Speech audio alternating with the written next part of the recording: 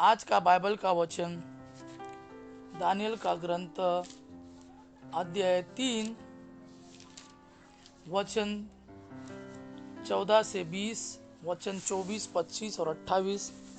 और आज का सुसमाचार सन यूहन्ना के अनुसार अध्याय 8 वचन 31 से 42। दानियल का ग्रंथ अध्याय 3 वचन 14 से 20, 24, 25 और 28।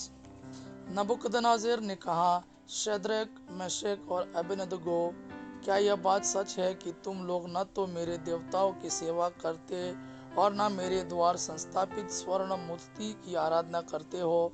क्या तुम लोग अब तुरही, वंशी, सितार, सारंगी, वीणा और सब प्रकार के वाद्यों की आवाज़ सुनते ही मेरी बनाई मूर्ति को दंडवत कर उसकी आराधना करने को तैयार हो?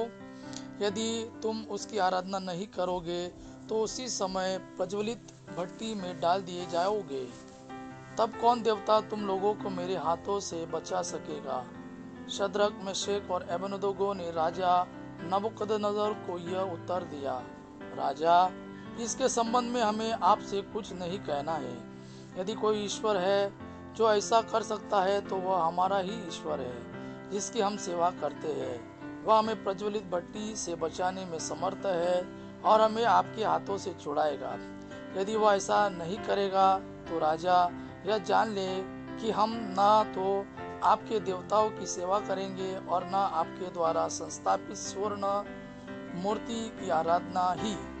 यह सुनकर नबूकदनेस्सर शद्रक, मेशक और अबेदनगो पर बहुत क्रोध हो गया और उसके चेहरे का रंग बदल गया।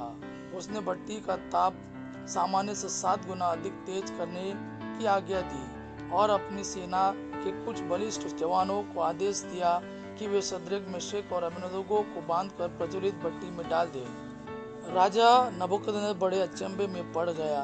वह घबरा कर उठ खड़ा हुआ और अपने दरबारियों से बोला, क्या हमने 3 व्यक्तियों को बांधकर आग में नहीं डलवाया? उन्होंने उत्तर दिया, राजा, आप ठीक कहते हैं। इस पर उसने कहा, मैं तो 4 व्यक्तियों को मुक्त होकर आग में सकुशल टहलते देख रहा हूँ। चौथा स्वर्गदूत जैसा दिखता है। तब नबूकदनेस्सर बोल उठा, धन्य है शद्रक, मेशक और अबेदनगो का ईश्वर। उसने अपने दूत को भेजा है जिससे वह उसके उन सेवकों की रक्षा करे जिन्होंने ईश्वर पर भरोसा रखकर राजाज्ञा का उल्लंघन किया और अपने शरीर अर्पित कर दिए, क्योंकि वे अपने ईश्वर को छोड़कर किसी अन्य देवताओं की सेवा या आराधना नहीं करना चाहते थे। आज का सुसमाचार सन यूहन्ना के अनुसार अध्याय 8 वचन 31 से 42।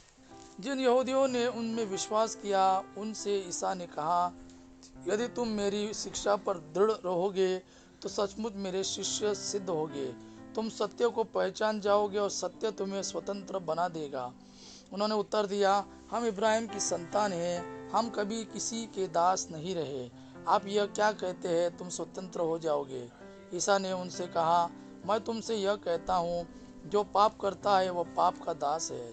दास सदा घर में नहीं रहता, पुत्र सदा रहता है।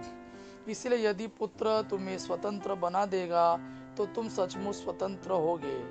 मैं जानता हूँ कि तुम लोग इब्राहिम की संतान हो, फिर भी तुम मुझे मार डालने की ताक में रहते हो, क्योंकि मेरी शिक्षा तुम्हारे हृदय में घर नहीं कर सकी। मैंने अपने पिता के यहाँ जो देखा है वही कहता हूँ और तुम लोगों ने अपने पिता के यहाँ जो सीखा है वही करते हो। उन्होंने उत्तर दिया, इब्राहिम हमारे पिता है। इस पर ईसा ने उनसे कहा, यदि तुम इब्राहिम की संतान हो तो इब्राहिम जैसा आचरण करो। अब तो तुम मुझे इसलिए मार डालने की ताक में रहते हो कि मैंने जो सत्य ईश्वर से सुना वह तुम लोगों को बता दिया। यह इब्राहिम जैसा आचरण नहीं है। तुम लोग तो अपने ही पिता जैसे आचरण करते हो। उन्होंने ईसा से कहा, हम व्यभिचार से पैदा नहीं हुए, हमारा एक ही पिता है और वह ईश्वर है। ईसा ने यहूदियों से कहा, यदि ईश्वर तुम्हारा पिता होता तो तुम मुझे प्यार करते, क्योंकि मैं ईश्वर से उत्पन्न हुआ हूँ और उसके यहाँ से आया हूँ। मैं अपनी इच्छा से नहीं आया हूँ, मुझे उसी ने भेजा है। यह प्रभु का वाणी है। प्रभु को धन्यवाद। आबा पिता की महिमा और पुत्र यीशु का प्रेम आप पर सदा सर्वदा बना रहे। आमीन।